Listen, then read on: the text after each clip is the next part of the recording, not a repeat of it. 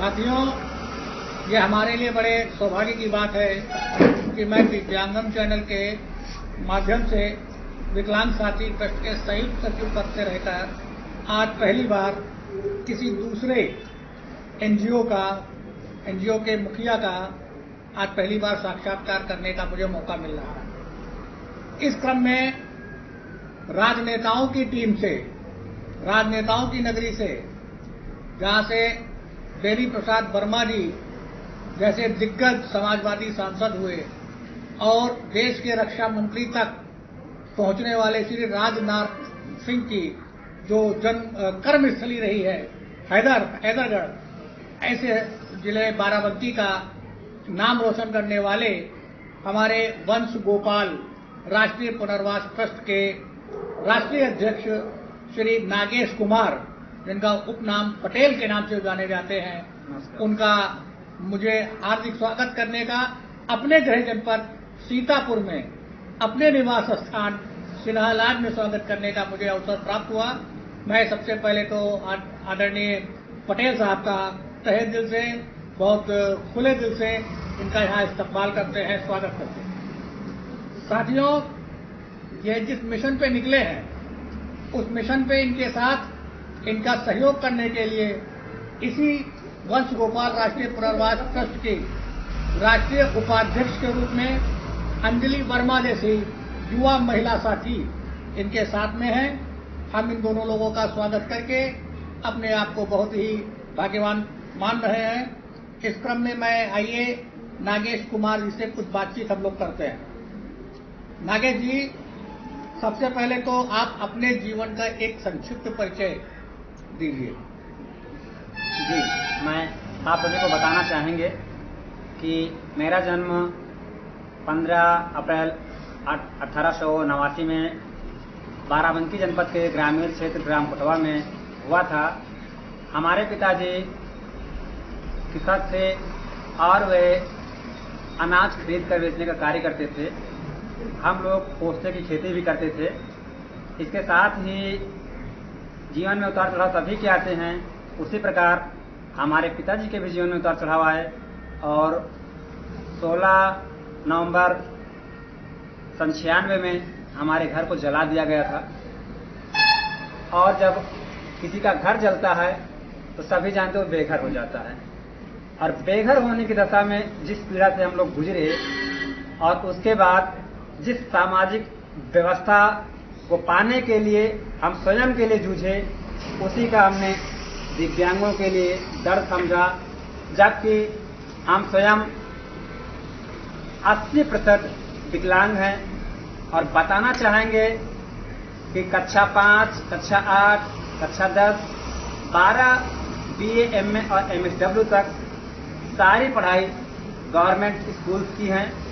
लोगों का मानना है आज के समय में कि सरकारी विद्यालय में शिक्षा का स्तर गिर चुका है, लेकिन यहाँ पर हम कहना चाहेंगे कि हम उसी सरकारी विद्यालय के पढ़े हुए हैं और आज उत्तर प्रदेश सरकार के साथ राष्ट्रीय स्तर पर 3 और अन्य 7 राज्यों से कुल अब तक 22 अवार्ड मिल चुके हैं समाज सेवा के क्षेत्र में।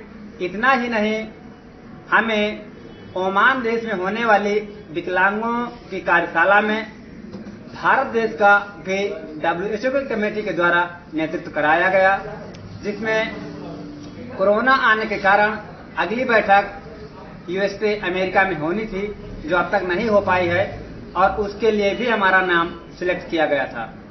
हम बताना चाहेंगे, सरकार ने जब विकलांगों को डिजिटल इंडिया के माध्यम से डिजिटल प्रमाण पत्र के रूप में यूनिक आइडेंटिटी कार्ड जारी किया, तो इसके लिए ग्रामीण अंचलों में आज तक अभी जिस स्तर की जागरूकता होनी चाहिए, न तो सरकार के द्वारा किया गया और न ही वर्तमान या पूर्व से चल रही बड़ी संस्थाओं के द्वारा कोई सामाजिक पहल की गई।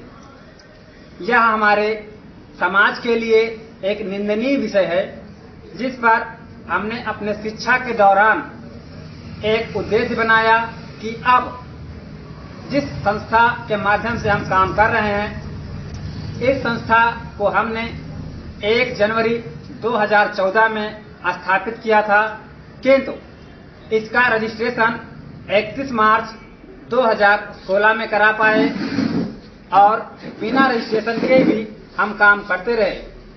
आज उसी संस्था के माध्यम से हमने कोरोना से पहले 7 राज्यों में लगभग 1.5 लाख से अधिक दिव्यांगजनों के यूनिक आइडेंटिटी कार्ड बनवाए। इतना ही नहीं, आजमगढ़, बलिया, बाराबंकी, बहराइच, गोरखपुर, फैजाबाद, अमेठी, सुल्तानपुर, रायबरेली, उन्नाव जैसे जनपदों में जिन दिव्यांगजनों को भरण पोषण योजना का लाभ नहीं मिल रहा था, तो उनका उत्तर प्रदेश सरकार के दिव्यांगजन सशक्तिकरण विभाग के माध्यम से इनको पेंशन योजना का लाभ भी दिलाने का कार्य किए।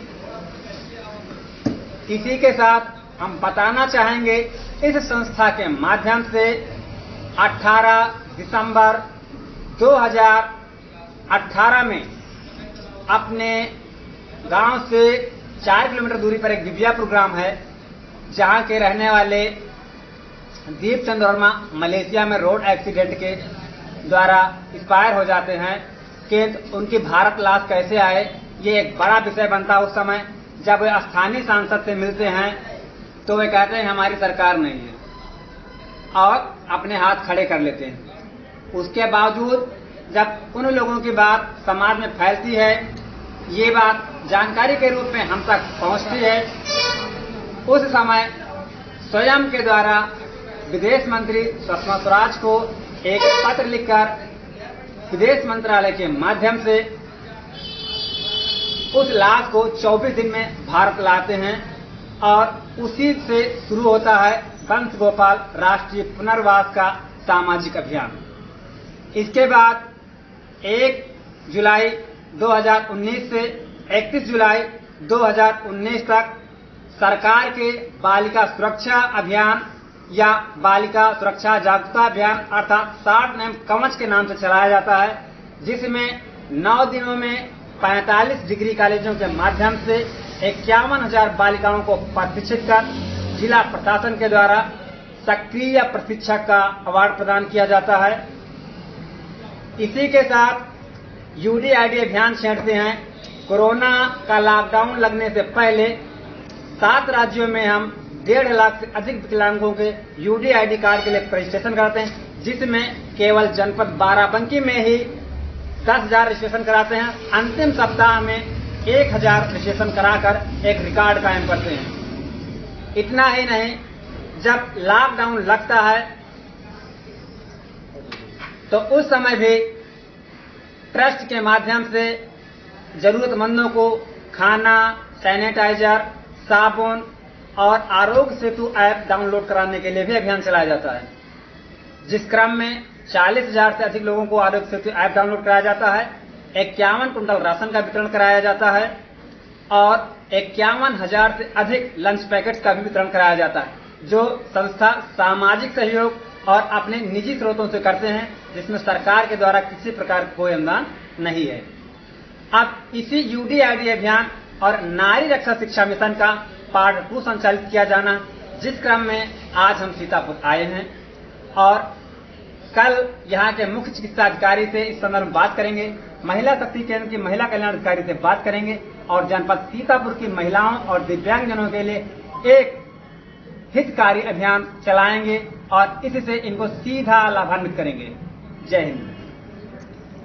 अगला प्रश्न मेरा पटेल साहब आपसे ये है कि जैसा भी आपने बताया कि आप सीतापुर जनपद आए हैं नारी रक्षा मिशन पे काम करने के लिए, तो यहाँ पर कोई आपने अपना प्रतिनिधि बनाया है क्या? हाँ, यहाँ पर हमने आज ही श्रीमती वंदना श्रीवास्तव को सक्रिय सदस्य के रूप में नामित किया है और बताना चाहेंगे कि विकलांग साथी ट्रस्ट के उपाध्यक्ष को जनपद सीतापुर का यूडीआईडी अभियान तथा नारी रक्षा शिक्षा मिशन एवं सरकार के मिशन शक्ति के तहत मैंने प्रभारी इंचार्ज बनाया है।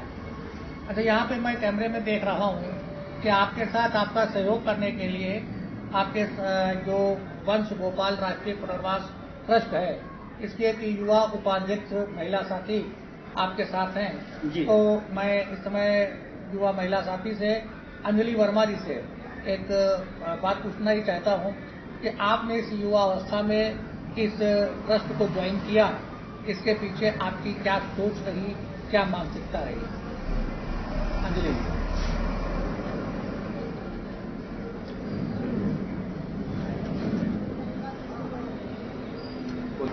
बन क्या? हेलो, मैं अंजलि वर्मा।